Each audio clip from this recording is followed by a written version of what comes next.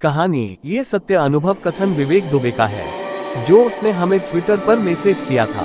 विव के थाने में रहता है और एक कॉल सेंटर में टीम लीडर के तौर पर काम करता है। 2017 में उसे अपने गांव उत्तर प्रदेश गए हुए लगभग 2.5 साल हो गए थे, इसलिए वह 2017 की दिवाली में छुट्टियां लेकर अपने गांव गया था। उत्तर प्रदेश के एक पूरी तरह देहाती इलाके में वह रहता है, जहां बिजली के खंभे तो हैं इस वक्त, मगर गांव में बिजली जाती रहती है। उसे बचपन से ही छत पर मच्छरदानी लगाकर सोने की आदत है, जो बड़े होने के बाद भी नहीं छूटी। उस रात भी वह छत पर अकेले ही सोया था।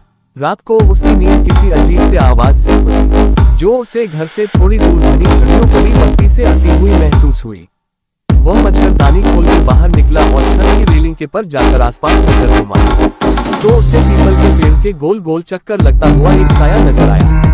उसने सोचा कि होगा कोई परेशान आदमी, जो रात में घर से बाहर टहल रहा होगा। हमेशा की तरह बिजली नहीं थी, इसलिए चांद से आने वाली टिमटिमाती रोशनी में विवेक को दूर से कुछ ठीक देख नहीं पाया। उसने तो सिर्फ दिखने वाली आकृति के सहारे अंदाजा लगाया था, अपने मन में उठने वाले डर को खामोश करके।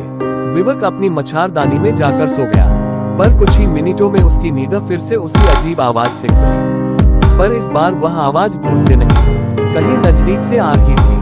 विवेक फिर से उठा और छत की रेलिंग के पास गया, और उसे घर के आंगन में जो नजारा दिखा, उसे देखने के बाद विवेक के बदन में दौड़ रहा खून मानो वायरस बन गया।